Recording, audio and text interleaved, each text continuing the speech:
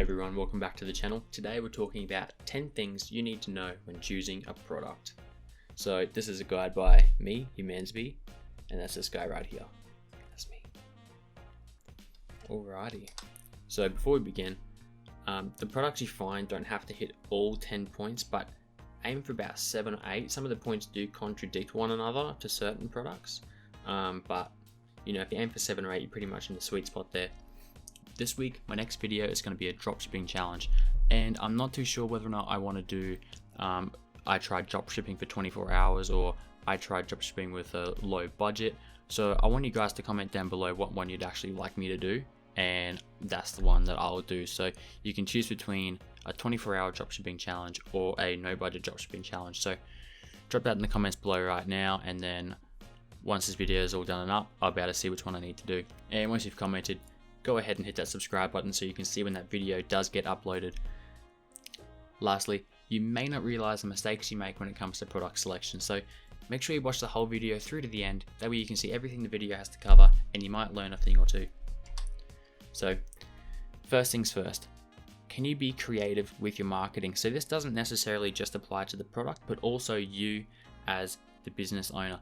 When you're looking at a product, you want to think, what sort of ad creatives can I make with this? Can I be creative? Can I go viral? Or is it going to be one of the masses? And when I mean one of the masses, I mean if your video sounds a little bit like this and looks a little bit like that, then you're not that different. Before you settle down on a product, you have to have a few great ideas in your head of ad creatives that could work really well online. And when I mean really well, I mean ad creatives that not only convert well, but ad creatives that can be shared online amongst people. Ad creatives that people watch and go, damn, that's amazing. I'm going to share this with my sister, my brother. I'm going to share this with my Auntie Susan down the line, you know. If you're looking for an example of a product that's advertised extremely well, I'll bring you over to our next slide. Meet Phil Swift, the flex tape guy. Yeah, this guy. At this point, I'd be very surprised if you haven't heard of Phil Swift. Phil Swift, also known as a flex tape guy, is what I call like the golden egg when it comes to marketing. His videos are outrageous, as I'll just show you a little clip here. The dude literally saws a boat in half and fixes it with his tape. But the thing about it is that you don't have to make videos as extremely insane as Phil Swift. They don't have to have that same energy as Phil Swift. They don't have to be a flex tape advertisement. But what he does, in essence, is he takes something ordinary like sticky tape and makes it viral and shareable. And his videos on YouTube alone have hundreds of millions of views, and that's all free traffic. Not to mention his paid advertisements that was on TV years and years and years ago. Flex tape pretty much doesn't need any advertising at this point. There's so many people making videos about it that it sells itself. So when you look at a product, can you Phil Swift it into something worth sharing? So the way I see advertising is advertising's bloody expensive, especially Facebook ads. When you get further down the line and you're paying $500 a day in your CBO campaigns for your Facebook ad manager, you're going to want every dollar to count. So you may as well back it up with creative that pretty much sells itself. A golden rule to always ask yourself is, can you Phil Swift it into something worth sharing? If Phil Swift can turn something as simple as tape into such a viral sensation like that, imagine what you could do if you found a product that's interesting from the get-go, something that already had that wow factor, and if you coupled that with a little bit of extra effort when it comes to making the advertisements, you can make something really special, something really shareable, and something to be proud to dropship and get your name behind. Another thing to take into account is exclusivity. Is your product something hard to get in your day-to-day life? Can you walk down the street to a Walmart or Best Buy or Kohl's or worse, wherever country you're from? Can you walk down to your local store and grab that product? If so, the audience that you're advertising to is probably well aware of that and won't buy from you, because if I had the choice between buying something online and walking a couple minutes down the road, or getting into my car even, driving down the road and buying it and getting it right then and there, I will choose buying it right then and there. So the aim is to find a product that looks somewhat exclusive. It looks like you're the only place online that you can get that product.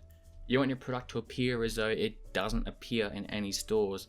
You want to put your best effort in to make sure that your product is seen as something that can only be bought from you and can be bought from your site. A great example of this is a Galaxy Cove star map.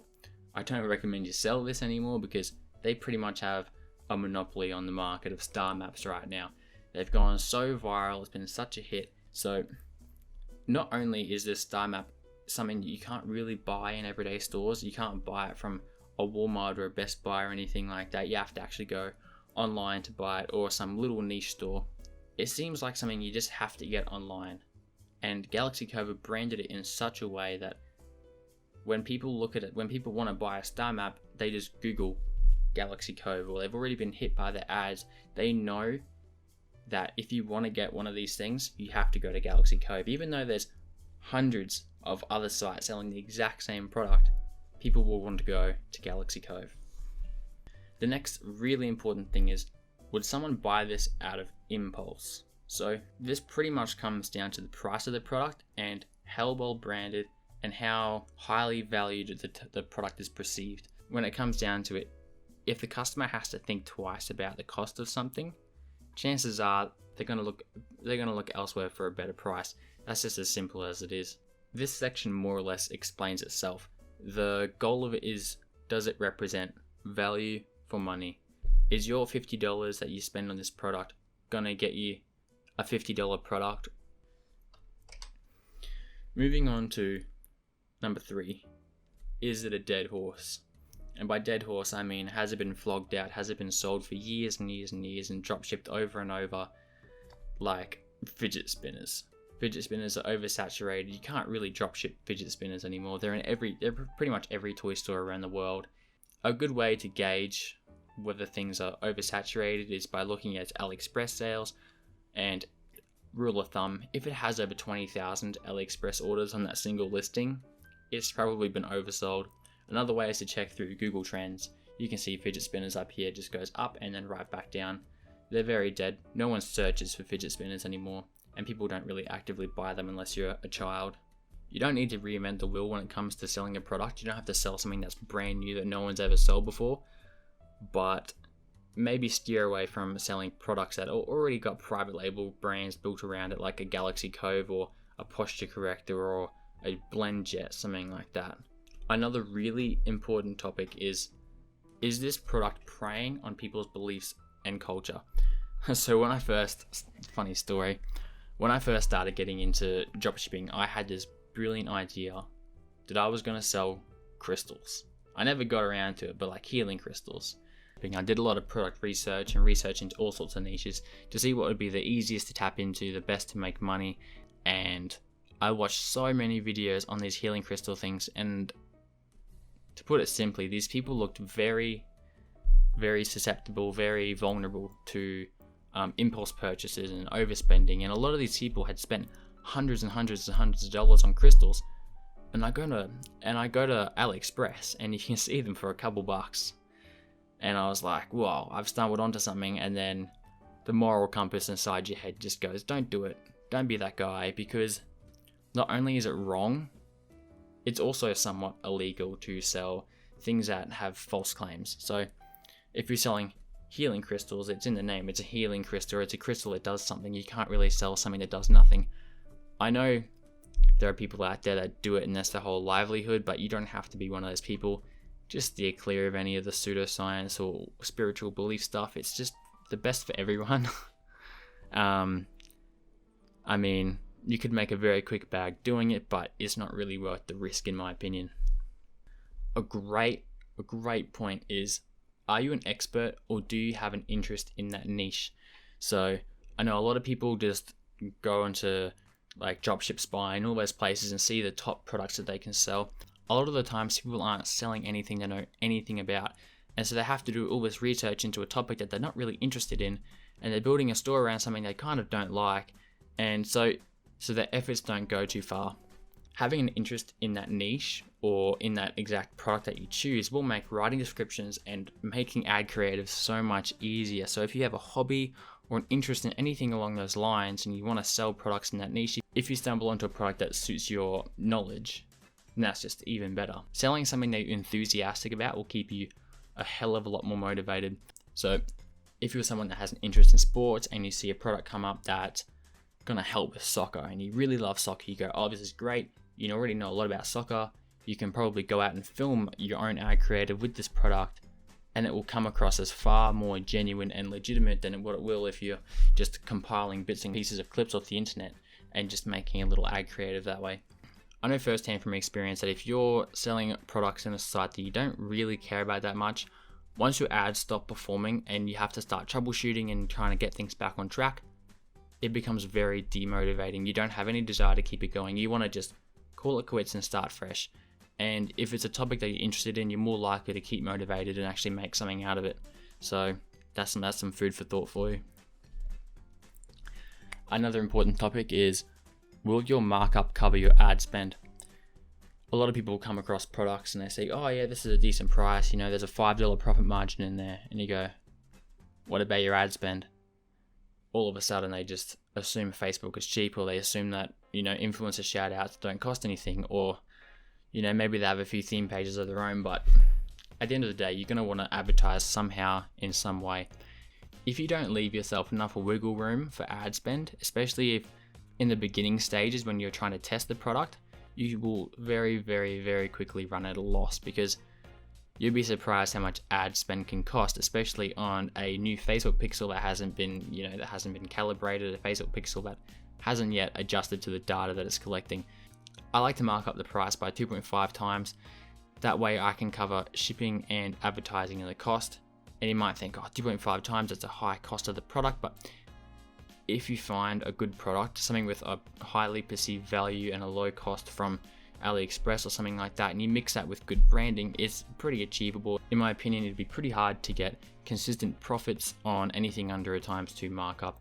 You don't really want to dip too far below that, because you're really heavily relying on Facebook to keep it doing its thing, because at any point Facebook can, cut your ad, or it can ban your Facebook manager, or do all sorts of little things that really stuff you around and then end up costing you a little bit in the long run. So you want to plan ahead and mitigate the risk of that happening by just trying to keep a little bit more profit on the way. Another really important thing is, can it cause legal problems? Legal problems suck regardless of how much money you have to fight these cases. Don't risk being sued just to make a quick bag. A good example of this is in the video I made the other day. There was a UV water bottle which killed bacteria, and it was 10,000 times cleaner than an ordinary water bottle, and it killed 99.99999% of germs. It was just a load of BS at the end of the day, and all it takes is one lawsuit to shut that company down. And I know that they were a big company and they can probably fight all that, but at the same time, if you're just a dropshipper like myself, or if you're someone just beginning, you don't really want to end up having to risk any legal action. You think, well, I'll hide myself behind an LLC. There's a thing called piercing the corporate veil. Even if you do have an LLC, you're still liable to some extent. So it's best just to stay clear. It's not risking anything. So also stay away from products that can cause adverse health effects. Well, I don't particularly like trying to sell makeup or things like that, because you don't know exactly what's in it, and it could have a bad reaction with someone, and then it could very, very quickly end up with a lawsuit on your hands.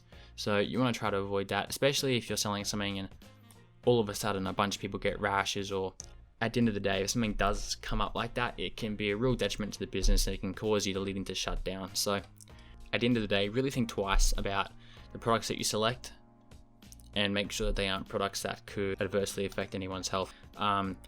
I typically like to lead away from any baby related niches. I know they're pretty profitable, and mums really like taking care of their babies and spending all that money on their toys and clothes and things like that. But at the end of the day, it's best to just look after yourself. So you want to just choose products that aren't super risky, things that you can happily sell day in, day out, and no issues are going to come from it. Another key point is you don't want to ride a downward trend. So trends can be a great way to piggyback success, but the wave usually goes just as fast as it comes. So when you identify a product and you're thinking about selling it, you want to look at data to identify whether or not it's in a trend, or whether or not it's out of a trend, or whether or not it was trending previously. So a good way to identify trends is literally to go to Google Trends and just search up your product, and just search maybe over the past 12 months, past 5 years, see if at any point this product had a spike and then receded back to regular search volume.